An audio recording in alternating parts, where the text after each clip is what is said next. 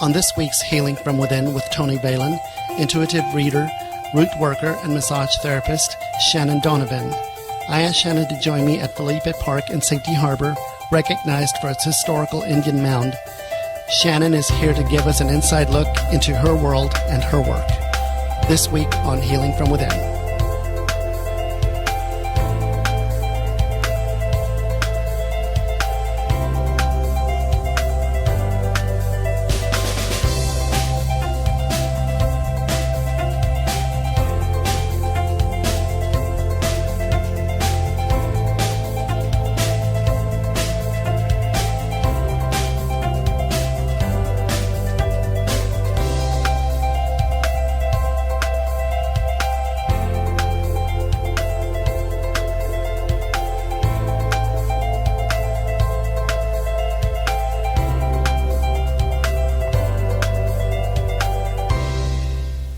On today's show, we have Shannon Donovan.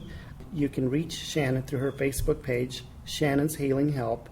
You can email Shannon, shannonshealinghelp@gmail.com, or you can call or text her, 727-485-4543. Shannon, welcome to the show. Thanks for having me. Thank you. Can you tell us a little about yourself, what you do? I am an intuitive reader, so for lack of a better word, I'm a psychic. I also am a root worker, so for lack of a better word, I'm a spellcaster. So I do work for people, helping them to get jobs, helping them through financial situations, helping to find them new love, helping to bring back old love. So that's really hard to do because of free will, so that's the hardest one to make come about.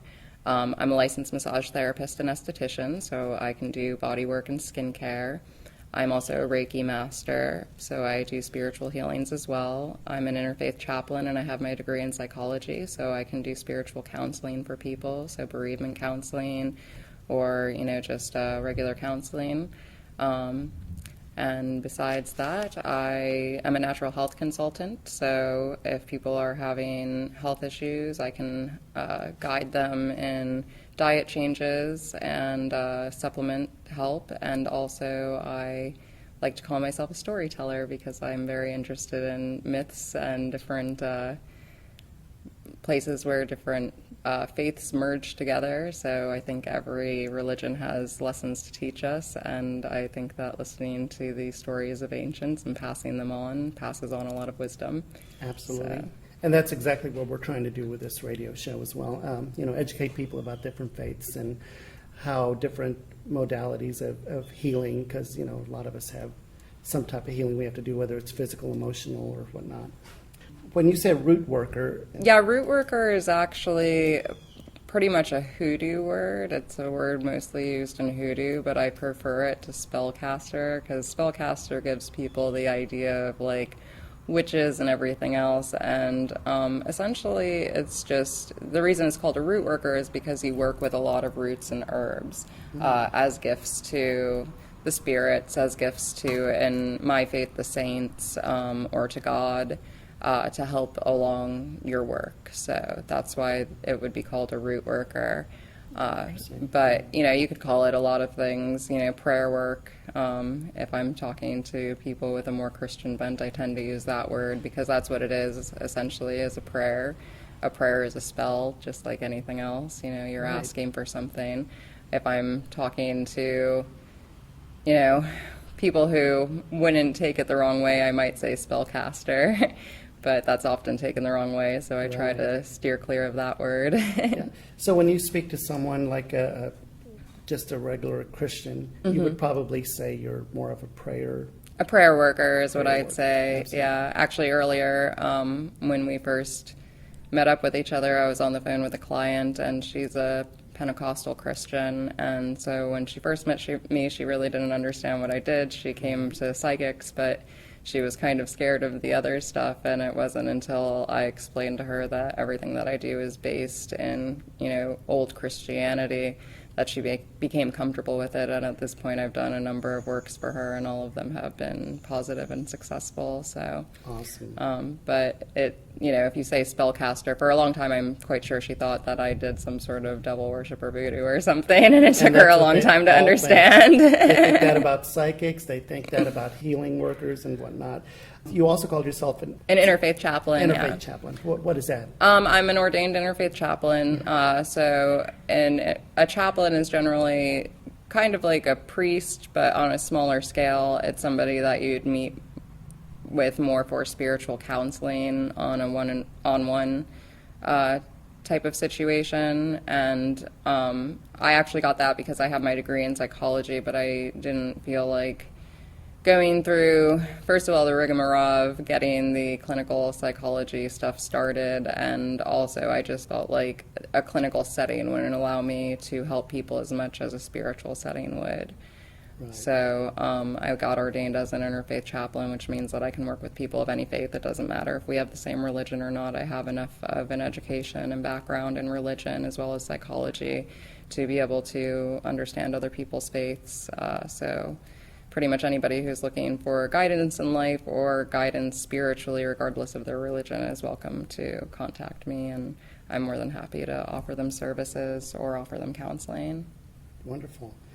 When I spoke to you earlier, you told me that your, well, I don't know if I'm using the right word, religious belief or religion is Rosicrucianist. Yes. Can you tell people what that is? Because I know you told me also that it's not available on Google or whatever. Yeah, if you Google it, you won't find very much information. The best way that I could explain true Rosicrucianism, because it's been tied up with Freemasonry at this point, not that that's necessarily a bad thing, but that's not the root of traditional Rosicrucianism.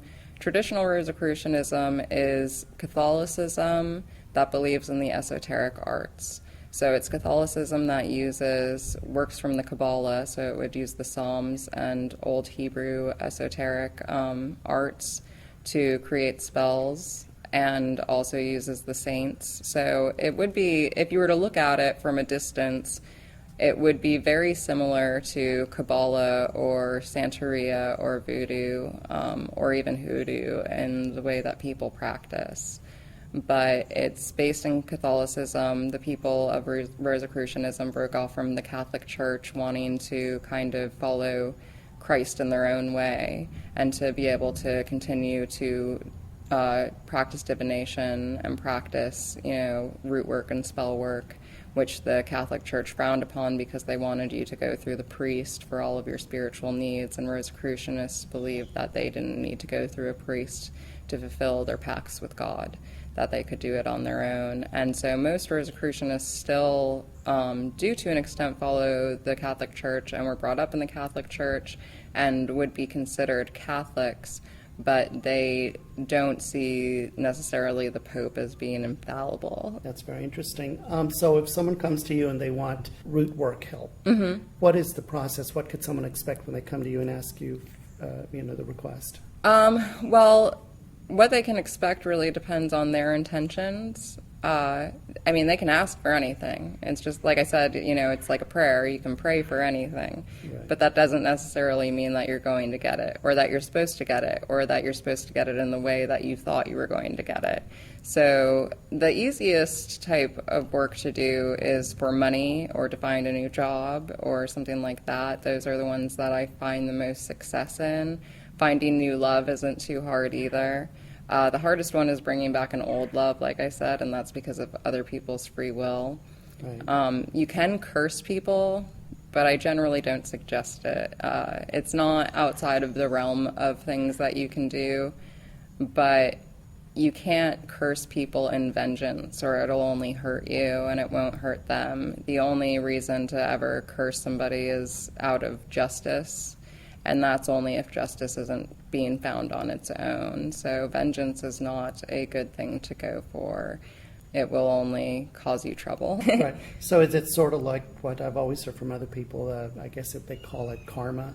Yeah. Whatever you do, it will come back to you threefold? Yes. Yeah. Yes. And so how do you know when someone, says justice hasn't been done and I need you to curse this person for me because I need justice? How do you know they're telling you the truth? Well, I suppose being a psychic, I can usually tell, and being a psychologist, I can usually tell, because you can read people pretty well, and you can tell what their intentions are pretty well. And if I generally, people don't really come to me very much for cursing, to be honest. Maybe they're embarrassed to ask, but I've had it happen one or two times, and I usually err against it, even if it does seem just, because it's better, it even says in the Bible, if you find yourself angry, it's better to sleep on it overnight and try to let your anger go. And that's true, but that's not always possible. And sometimes karma doesn't work quickly enough, and sometimes we do need justice, and sometimes it's the right thing to do to curse a person because it will improve their lives in the long run, because they'll learn from their experience. But if somebody were to come to me and say, I want to curse this person, I would ask them, well, why? What did they do to you?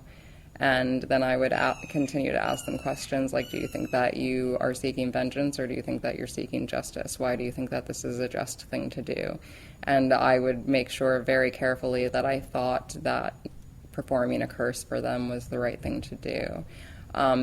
Generally speaking, when people want things like that done, though, it's not because they're seeking vengeance, it's because they feel as though that person's putting bad intentions on them. And then there's other ways to handle that besides putting a curse back on that person. There's reversal work you can do, which would be more effective and better for your karma than putting a curse on somebody anyway. So a curse is always the last resort. I always tell people, try to make peace. If you can't make peace, try to avoid and let go. And if you absolutely can't do that, then really sleep on it for, I'd say, a few months and decide if it's really something you want to do before you put a curse on someone. Yeah, I think that's awesome advice. And the thing that really works for you is that you are educated as a psychologist, so you can look at a person through all angles of it and talk to them. And I think it's very important, because when you do offer that type of advice or work, it's a lot of responsibility. Yeah. And has anyone ever come back and wanted to come back at you because they felt like you didn't do them correctly, or you advised against cursing someone and they still have this anger and now they've included you? I've never really felt that. If they did, I suppose I do enough cleansing on myself that I haven't felt it. If they want to put a curse on somebody and I don't think it's appropriate, I'm not going to tangle my karma up in it. Right. So they can go to somebody else who likes to do work with their left hand, and they can get their karma tangled up in it, but I'd rather not do that with mine. So as far as your massage therapist work, what type of massages do you offer? I offer all types of massages. I offer just regular Swedish relaxation massage, deep tissue, neuromuscular. I do manual lymphatic drainage, cranial sacral therapy, prenatal massage. So hot stone, hot bamboo, pretty much anything that anybody could be looking for that they've ever heard of. The only thing that I'd like to learn to do, but I haven't learned to do yet, is Thai massage and shiatsu. And I hope to add that to my repertoire eventually, but if they were looking for that, I wouldn't be the person for it. And what is a Thai massage? I've heard of that before, but I don't know what that is. Thai massage is a lot more mechanical. There's a lot more stretching involved. They do special stretches, and it's almost, I know a few of them because I've taken workshops on it, but it's almost like I'd have to go to school all over again to learn Eastern massage, so wow. If I really wanted to learn it proficiently. And also you say you're a storyteller, so tell us some stories. Tell you some stories. Okay, so one story that I've been telling to a lot of people lately, because I've been talking to people who have told me they've lost their faith in God, is the story of Jacob wrestling with God. Because for a lot of people, especially in the United States, where we come from, the Puritans, the idea is that we're supposed to completely submit to God, and that if you're not submitting to God at any moment, you may be sinning and you may be in danger.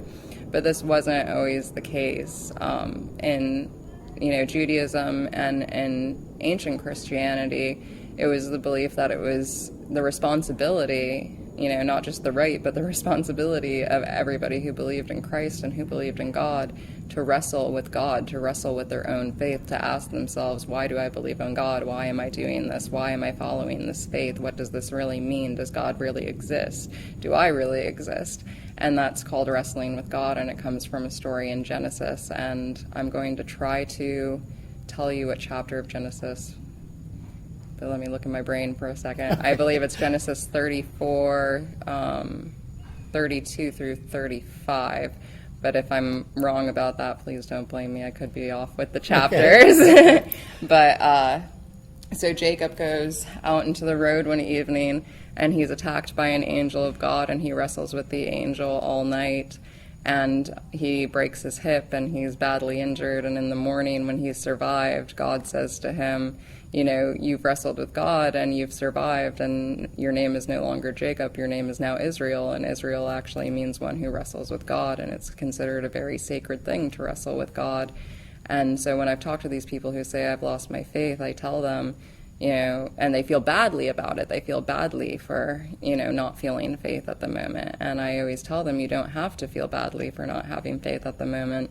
When you can't have faith in God, it's enough to have hope that there's a God. And when you can't have hope that there's a God, it's enough just to survive. Just like Jacob did that night on the road. It's enough just to survive sometimes. And your faith will come back when it's meant to. And it shouldn't be considered a sin to fall out of your faith. It should be considered a mitzvah, as they would say in Judaism. It's a learning experience, and it's a time to reflect, and it's a time to understand God more, and it's a very sacred and honorable thing. So, for instance, that would be one of the stories I tell, and there's a million other stories. It really depends on the situation people come to me with, because not all the stories I tell are from the Bible or even from Christianity. Like I said, I love old myths, so some of them come from old Greek myths, some of them come from, old African stories, whatever I can find that seems to have some wisdom. Aesop's fables, I love those. So, what if someone comes up to you and says, I'm an atheist?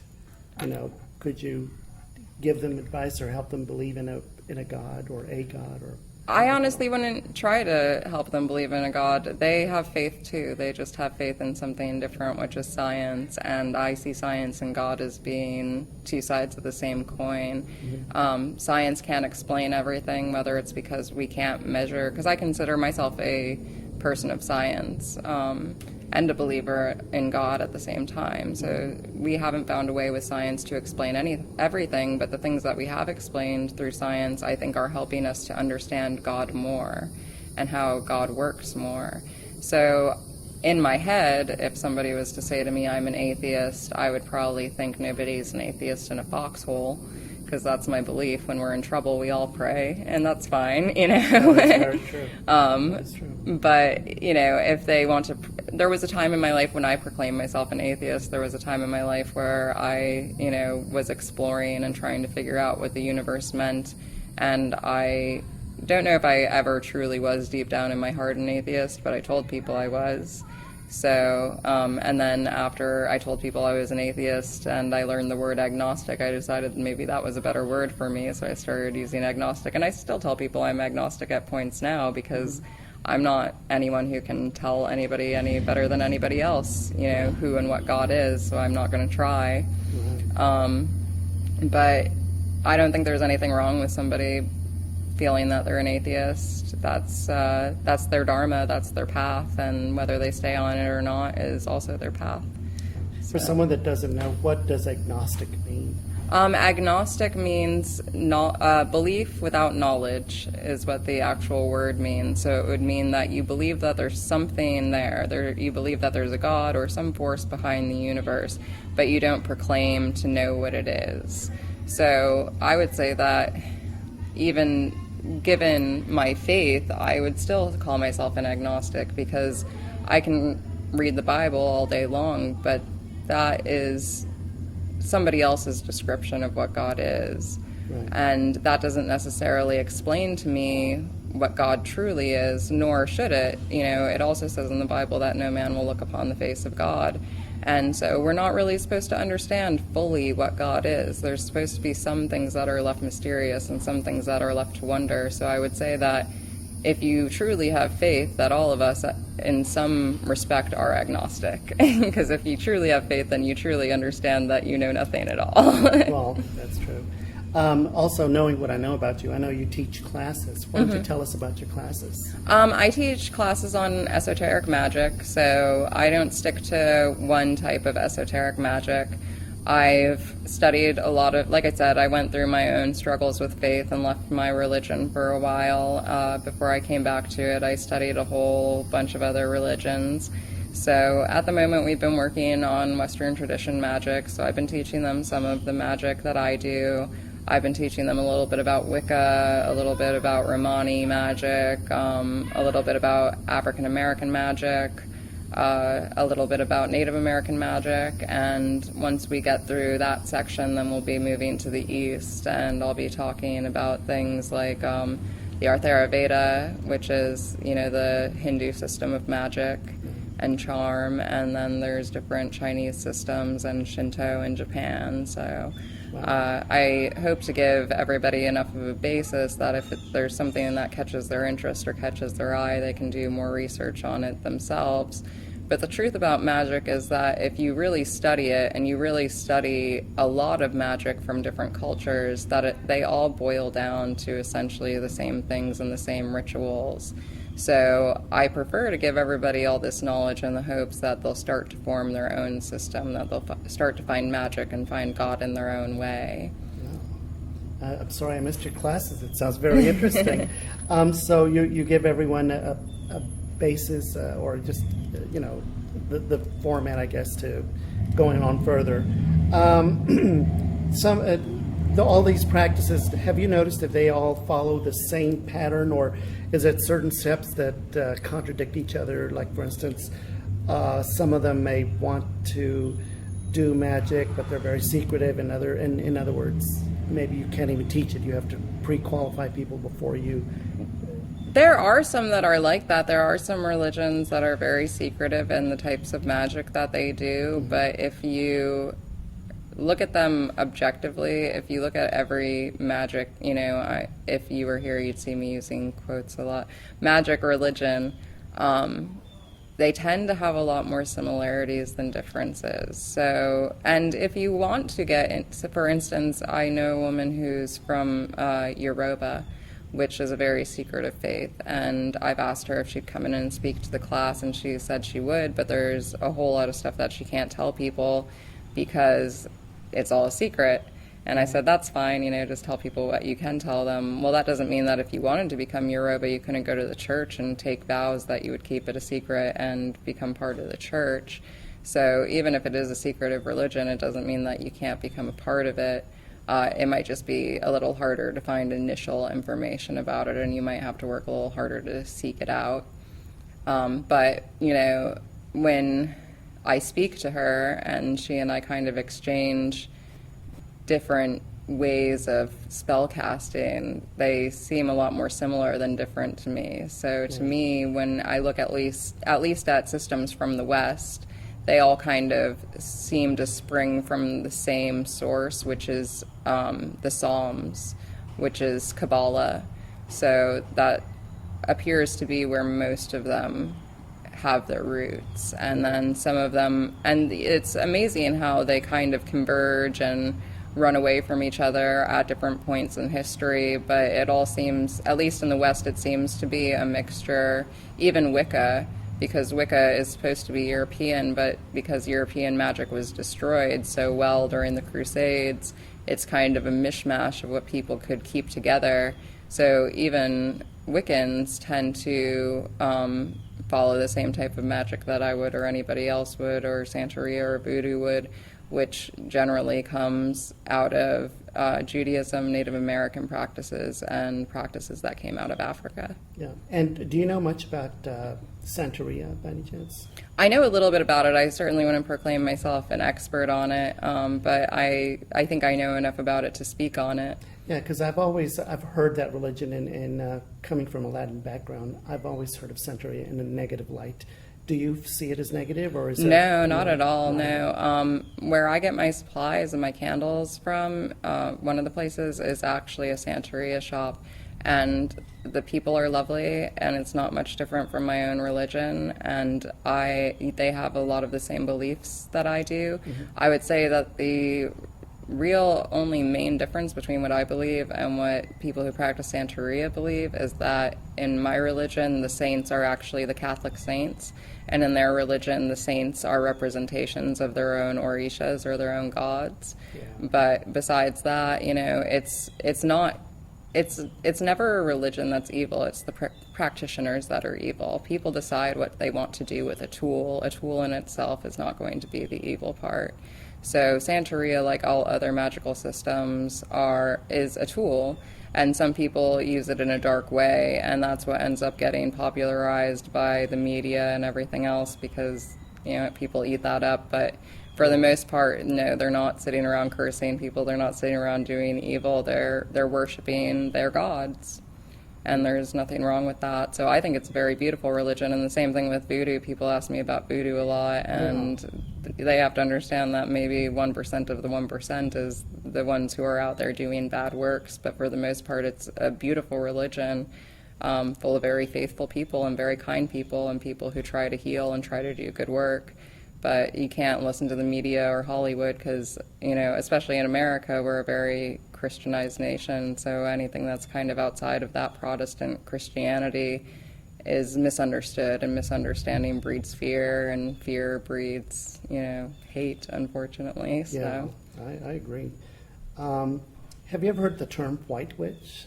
I have. What do you think of that term? I mean, I don't want to be rude, but I guess for me personally, I think it's kind of a silly term, to be honest. No, I'm not telling you. That's why I'm asking you. So my thoughts, I've heard people say things like that before, and I've heard it put in different ways. People say white witch, people say working in the light, people say working with your right hand. I would say that the dark and the light are two sides of the same coin. And you always try to be in the light, but just like we don't have day all the time, and for a good reason, we can't have light all the time, and for a good reason. There's a place for darkness, and there's a time for it, and there's a purpose for it. As it says in the Bible, there's a time and place for everything under heaven.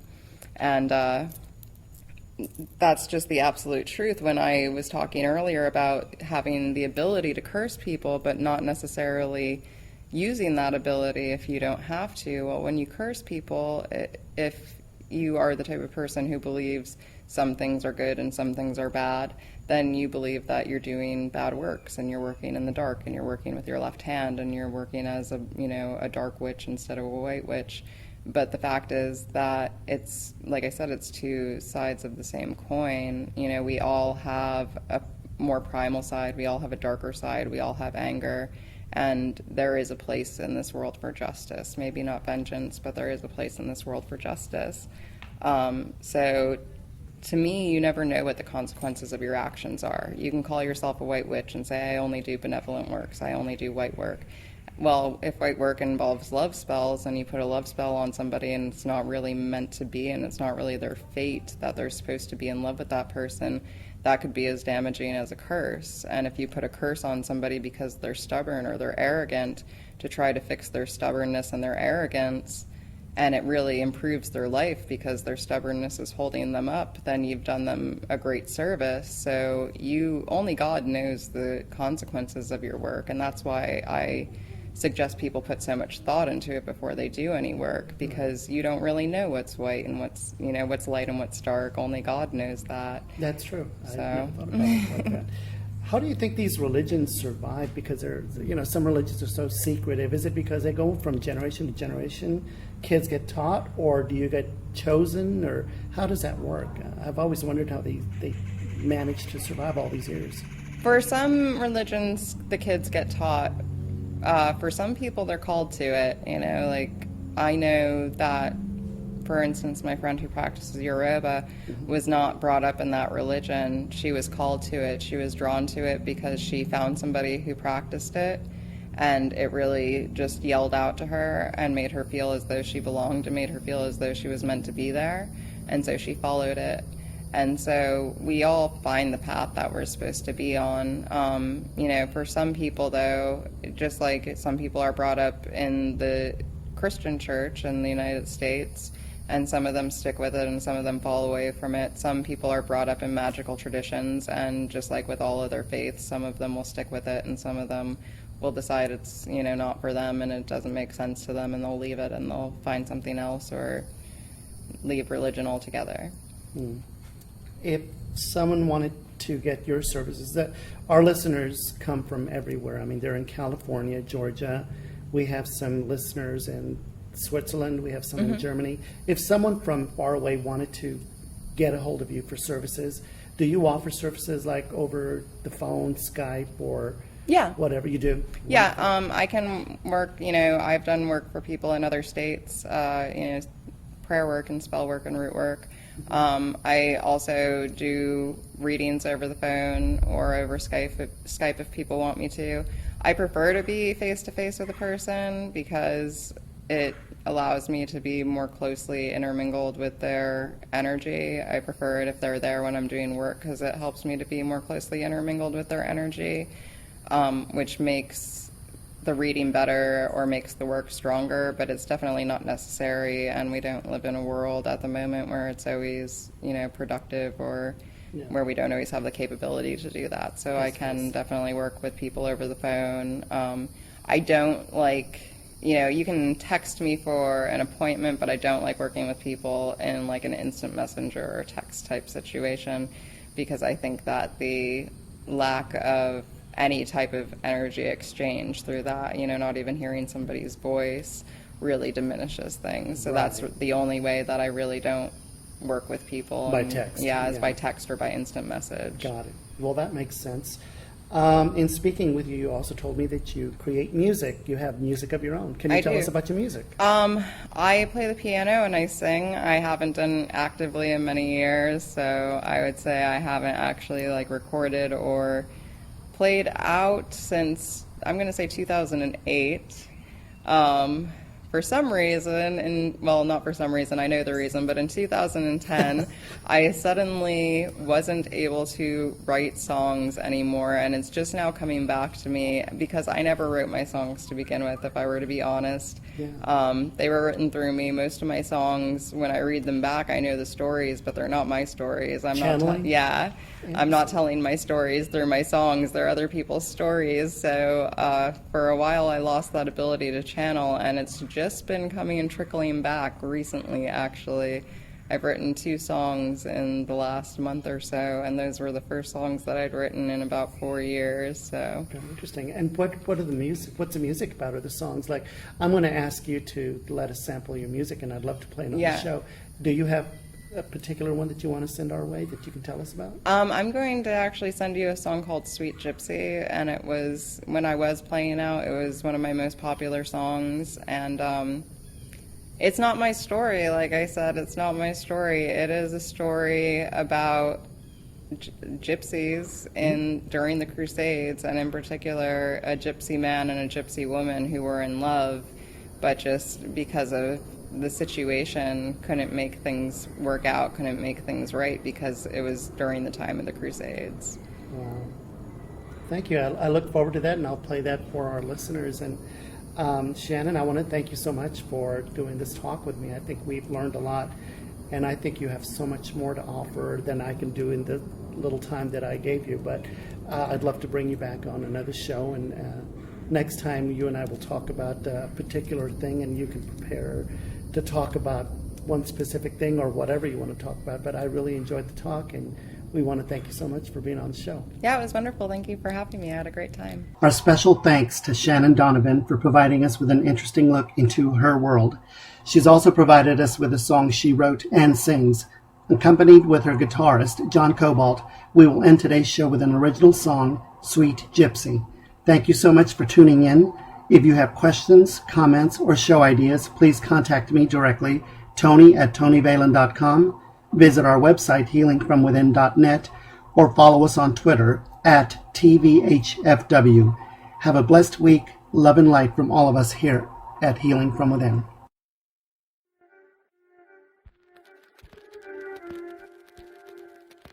He works with snake charmer, sweet, sweet, sweet gypsy.